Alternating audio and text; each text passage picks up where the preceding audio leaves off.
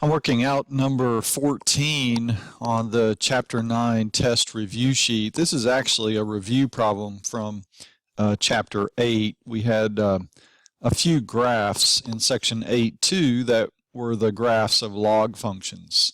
And so I just want to walk you through how we get this graph of this function. So I want you to think about the fact that log functions represent the inverse of exponential growth or decay. Okay, so if you want to know what the log function looks like, I'm just going to write this up for you. Log functions are inverses of exponential growth or decay, whichever the case may be. And we've already looked at how to come up with the inverse. If we know what a graph looks like, for example, a simple illustration, if I know the point 2, 3 exists on a particular graph, then the point 3, 2 would be on the inverse. We just switch the xy coordinates. Well, with that thought in mind, and knowing that the log function is the inverse of growth or decay, let's think about what the growth function of this would be. And since the base is 2, think about this. The related growth function for this log function is y equals 2 to the x power. Okay, just think of your base of the log raised to the x. So this is typical exponential growth because the number underneath x is greater than 1. So we're going to make a table, xy table, just like you have done in the past. Remember, we pick 5 numbers for x, the exponent. We typically do 0.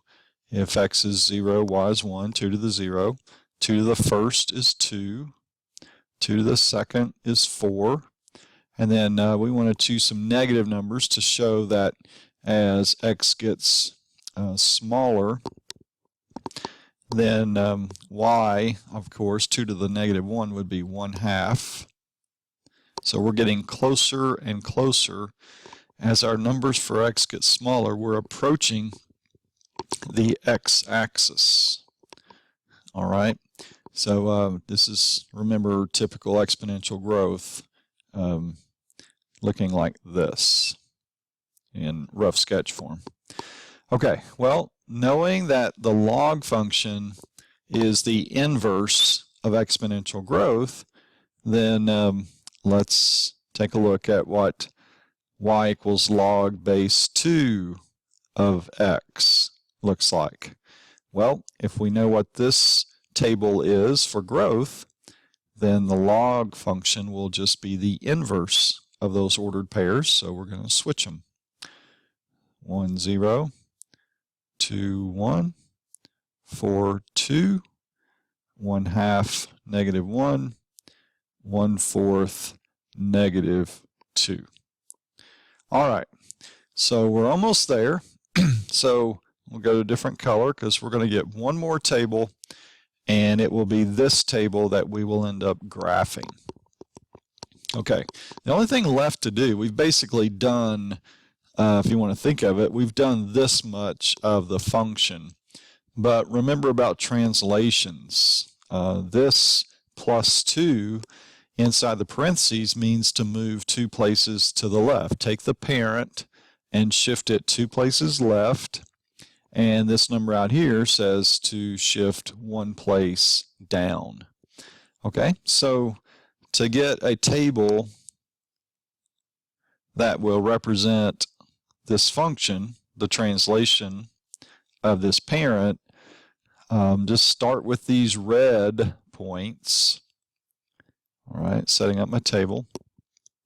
And the way I would show a shift of 2 places to the left is I'm just going to take each one of these x coordinates and subtract 2 from them. So 1 minus 2 is negative 1. 2 minus 2 is 0. 4 minus 2 is 2. 1/2 minus 2 is negative 1.5. 1/4 minus 2 is negative 1 3/4. Okay, so that takes care of the shift of 2 places to the left. Now let's do the shift of 1 place down. Now we're going to go to the y's, and we're going to subtract 1 from each one of these y coordinates. So 0 minus 1 is negative 1. 1 minus 1 is 0. 2 minus 1 is 1. Negative 1 minus 1 is negative 2.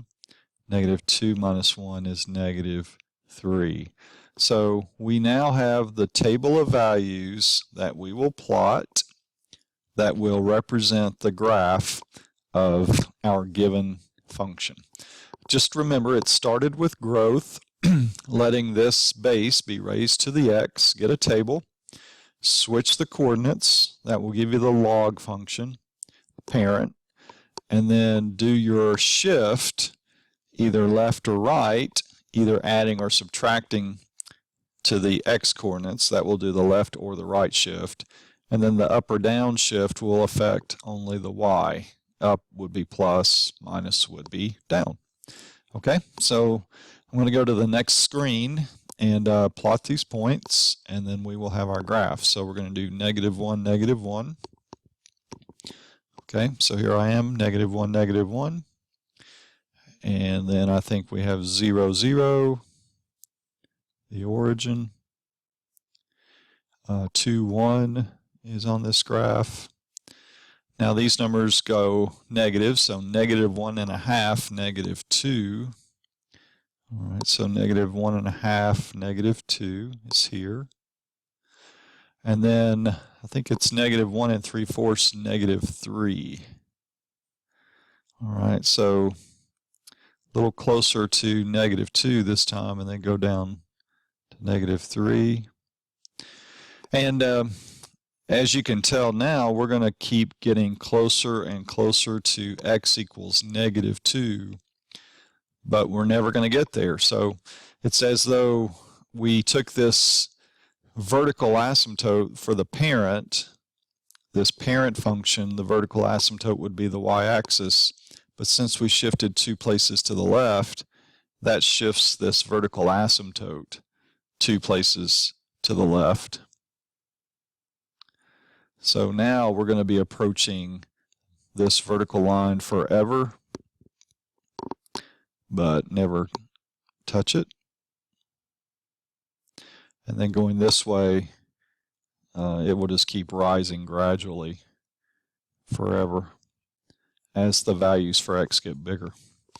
So there you have it. This is the graph of y equals log base 2 x plus 2 minus 1. Okay, and that's it. And I hope that helps. If you need any more help with this, just let me know. I'll be glad to answer your questions.